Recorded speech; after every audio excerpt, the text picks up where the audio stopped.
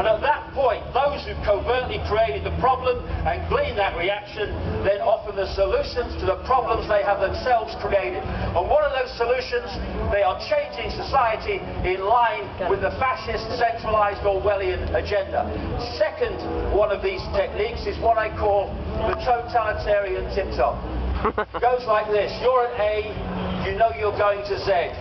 But you know if you go in big leaps to Z, the change is so blatant that people look up from the game shows and EastEnders and go, what's going on? And so you don't go in big leaps, you go as fast as you can get away with, but not so fast that you alert too many people to the pattern. And eventually you get through by making these steps, each promoted as totally unconnected to all the other steps, but when you put them together, they're going in the same direction. I've just described how the European Union came into being. It was sold years ago, back in the 50s, as a free trade zone, good for jobs. But provable fact, their own documents. There was a man called Jean Monnet, so-called father of Europe. He wrote it in a letter to a friend on the day after I was born, April the 30th, 1952, and said, and I paraphrase, we are going to go to the superstate in steps. This is in 1952, and each one is going to be sold as having an economic purpose until we cross the line where we've got so much control that the job's done and people don't even know it's been done. And they're still doing it. When you want a world single currency, the euro is not an end, it is a stepping stone to an end. The euro was brought in simply to mop up the mark, the guilder, the lira, and all the other currencies of Europe. It once was done. And now they're just in the process, eventually, not necessarily tomorrow, of crashing the euro, and they'll go on to the next step. We have so many constant problems in the world, so many crises, for goodness sake, because under problem, reaction, solution, you need constant problems and crises to offer constant solutions to keep this moving. Look where we are, for goodness sake, in terms of human freedom. Cameron came in and said, I'm going to roll back the Big Brother state. What has he been? The Big Brother state on bloody steroids. Because there's no contract when you run an election campaign. There's no contract between you and the people. Obama can say, I'm going to close Guantanamo Bay and then get into power and not do it. There's no contract. This lady, Prime Minister of Australia, can come to power saying there's not going to be a carbon tax under my government, and then introduce it. No one can stop her because there's no contract. It's simple. Tell them what they want to hear, get the vote, do as you frickin' like. How much longer are we going to take this? Human race, get off your knees. I think we might just take a couple of questions here before we wind up on what's been a very interesting talk. Hold on, if I could just say, David's books and tickets for his shows are, of course, available with this very same electronic currency that he performs to. You know something? If I personify how easy it is to control the world. Yeah. Okay. So, question for the gentleman. Unbelievable. Babes in bloody arms. What? Why is it? I've asked that question many times. That's about the Olympics. Oh, why lizards then? Okay. Why not? Well, why not? Why humans? Why humans? Why humans? Why not? Why humans? No, it is answering you. You're saying to me why lizards, and I'm saying to you as an answer, why humans? Why not? Why not lizards? That's unbelievable. That's the level of debate that we've reached. Why humans? So humans, here we go. I want to pick up this point. Okay. Why humans? Because humans have two legs. Okay, so here we go with the state of possibility banging against the belief system. So This, only humans, any colour human, can a black human have blood too? Yeah, I suppose they can.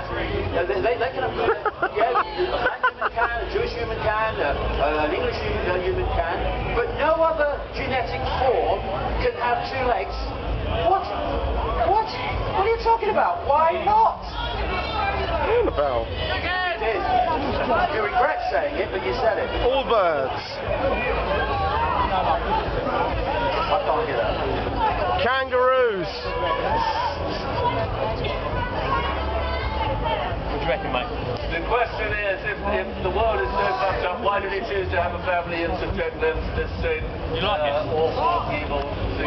Okay, so what do? Do we just give up? Or do we dedicate and focus our lives on doing something about it? I'm 60 years of freaking age.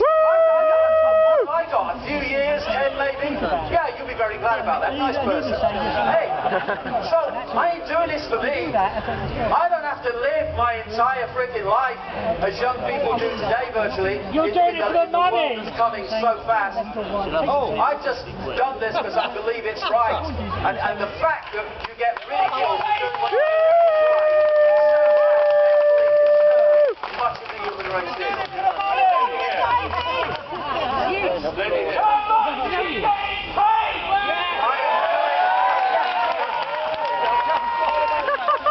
The crown has turned. I've come here officially. to talk to this group, but fuck all. I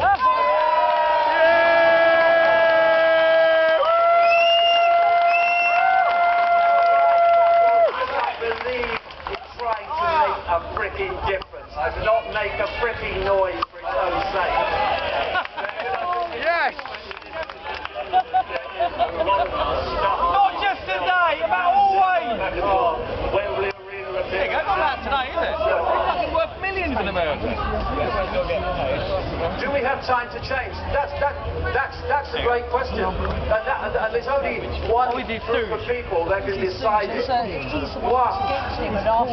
Because if we go on living out the programs of suppression of possibility, We're on to that one. we are going to live in a global fascist state within a decade. And I'm probably being optimistic. And have you noticed how many times I've used the word fascist in terms of this system? And I'm supposed to be anti-frickin' Jewish. Are you kidding? I'm anti-fascism, not anti-any bloody race. Race is bollocks. We're consciousness. Race is just an experience. Grow fucking up in the race. Enough. One more. What's it about? Yeah. Who are the families who rule the world is the question. The royal families of Europe are among them. The House of Rothschild, the House of Rockefeller, the major banking families of the world, the major corporate families of the world. And look, my last book was 355,000 frickin' words, mate. If you're interested in the names and the detail, read the frickin' thing. No, I have to tell you everything. Fuck you all. You read it.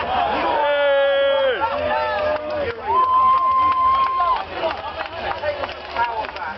Get it together. I think it was a very simple question, David, but if you do have to find that 355 days. Hey! I'd say give me the address and I'll send you one, but you wouldn't bloody read it, so. Give it then. Give me your address, I'll give it you. Okay, I think David, we finished on you. That was, is, and will be David Icke. Thank you.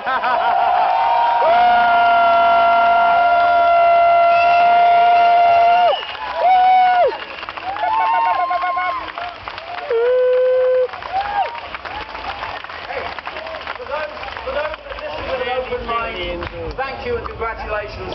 For those who listen for it with a closed mind, 5 to 10 years from now, you're going to remember this moment. See ya.